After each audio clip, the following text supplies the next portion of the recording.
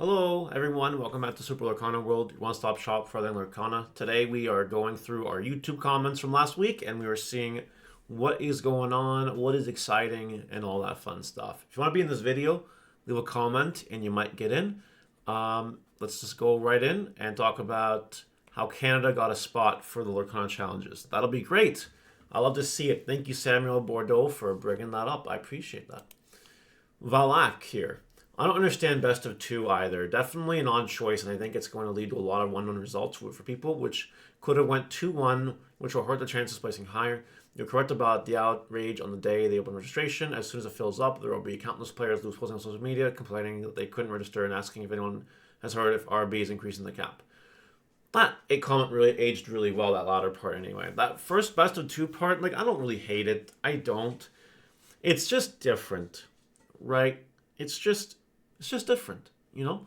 They're trying something different, and they're gonna see who can get the most 2-0s. This game will really emphasize taking the 2-0. It will. There is no way you're gonna go 1-1 on all your matches and talk about it. So it actually makes things a lot more serious in the sense that if you don't win 2-0 multiple times, you're probably effed. So it's very interesting anyway. I appreciate what you do for us. Love watching your channel. I can't wait for the next upload. Keep it up, champ. Thank you to Rogelio Lara Barajas. If I said that wrong, I'm so sorry. Samuel Bordeaux had a good one, so let's go with another one. Would you mind talking about your thoughts on this new gameplay style announced with this new set single player and co-op? Sure. I assume you're referring to the special Ursula's Return multiplayer versus the big Ursula boss thing. I really have no opinion of it. I would need to see it played out. They make it for good video content, though, for sure. And I would love to see it actually get played out. Especially with exclusive cards they won't be able to play anywhere else except for this kind of format, which is nice. I think it's only a good thing. And that's my opinion. I'll know more, though, once we actually get around to playing with the cards and playing the format and all that. But I think it can't be bad. It's just intended to be a fun thing that doesn't take itself too seriously. I think it's going to do really good at that. So there you go. Fantasy Factory, Fun 564. The special border card comes in the co-op set. It's supposed to represent Ursula's tentacles. I never realized that, but that is really cool. So thank you for Fantasy Factory to point that out. Sixth Face, the rise of Ruby Sapphire in this meta is the reason Maleficent Dragon's going up. That's one reason, absolutely. Ruby Sapphire is rising. It is really good. It's nice to see it not be Ruby Amethyst that everyone's talking about. But let me tell you, Ruby Amethyst is still there. So, don't pretend it's gone, because it's not. It'll still come up and get you. Tyler is drawing. Floodborn is so slept on. The fact that it has the Madame Mim Merlin package exclusively, I imagine it will be more sought after than what people felt about initially. I agree with him. That package is one of the most broken things in the game, fundamentally speaking, because it's going to be very hard to, future-proof that. What do I mean by that? It's going to be very hard to print cards that don't exactly benefit from the Madame Mim package. All this stuff bounces to hand your things, right? Imagine we get some cards with some bonkers enter the battlefield abilities. Whether they be cheap ones that are really good or really expensive ones that are just game ending. And you can just bounce them back and do it again. It's very potentially scary. And I do think the Madame Mim package stuff is going to go up over time. I really do believe that. We will see if I'm right or not. That's okay. But that is my prediction anyway. And I have a bunch of these cards foil. Just waiting. Brent Mukai. Long-time watcher, first-time commenter. Your videos are great and thank you for putting them out. I love your advice on when to sell, but I'd love to know your thought process. Also, for someone like me who has bought a lot but doesn't own a store, what do you think is the best way to sell when I'm 9 or 10 extra Mauis? TCG player, eBay, something else? I appreciate the advice in advance. Well, first of all, you're welcome. To answer your questions, the way that I sell cards, honestly, so I'm a big guy. That sounds really bad. But I'm a big guy. And I have a group of people, because of my fame, that just message me and say, hey, you want this? Hey, I want this, blah, blah, blah, blah, blah, blah, blah.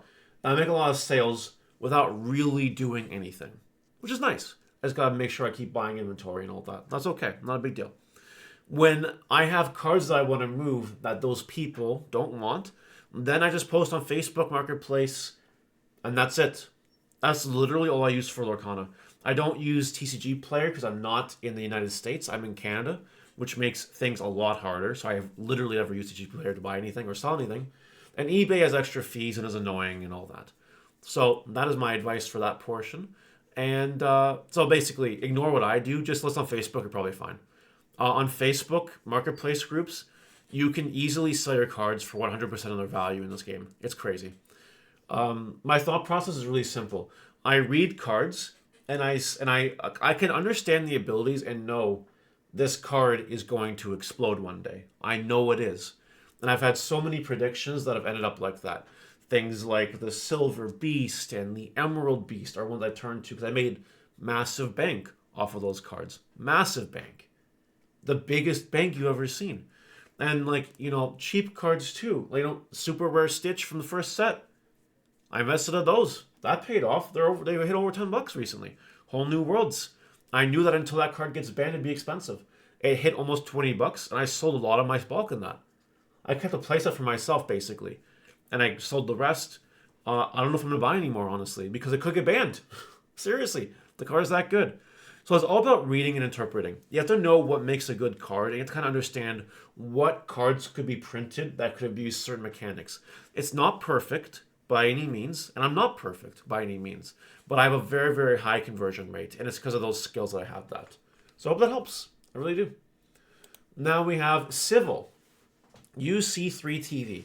Some distributors have some product, not real cheap, above MSRP. I know firsthand they are very low and demand and prices are jumping. They will not be any more printing as of now for the first chapter. Pokemon reprint a series after 3 years after the initial release. Raven is trying to steer clear of that. Also, the IP of this product is huge, as we all know. Is there a country that doesn't know who Mickey is? Market driving force is organic, and we learned our lesson with MTG and Pokemon. This guy makes really good points. I agree with basically all the points. The only point I disagree with is that you can get the first chapter from distributors for under MSRP. And I know that because I ordered some. So I know it's there, but if it's not there soon, it's because it's all gone. So like, it's okay. But this whole speech though is 100% true, without a doubt. Next, we got the real cancer of YouTube. I agree with the idea of reprinting select first chapter cards and future sets, possibly with different art and set codes. Just doesn't make any sense why they reprint the boxes when most of the tourist sets of singles are reasonably priced. The argument that reprinting the first chapter is free money doesn't hold much ground, since Ravenberger's cost basis of printing cards is the same regardless of the set. They reprint 100 boxes of TFC or 100 boxes of Inklands. Distribution is paying the same price for these. I don't understand the people begging for more in the first chapter branded products, since blisters are still found all over the place, and most first chapter singles are cheaper than Inkland. Either way, I can't imagine Ravensburger killing the Golden Goose this soon. I agree. It doesn't really matter, right? Their cost basis is so low that Ravensburger can print whatever they want and sell it. Don't forget that Ravensburger has a store. They don't just go through the distributors. They do have their own store too. So, like, if they don't go through the distributor, they can basically do whatever they want, right? Now, the difference between Inklands and the first chapter is the first chapter will sell out instantly. It'll be very quick money. And companies do need quick money. Me owning a small store, I understand that companies need very quick wins sometimes. Ravensburger is no different because their scale is much larger. Their quick wins need to be higher on scale. But the rest is all good again. It's a pretty good comment. I can't really dispute most of that. Finally, Chris Damaris. Number one expectation from Forecast is a rulebook announcement. We need formal rules before official OP set champs. Maybe something on the judge program. I covered this because my whole prediction video had a bunch of comments predicting things. This was the only thing I didn't see. The whole tournament manual thing. But they did announce it was coming, so stay tuned. And that's it for today. Let me know what you guys think in the comments, and I'll see you later. Bye!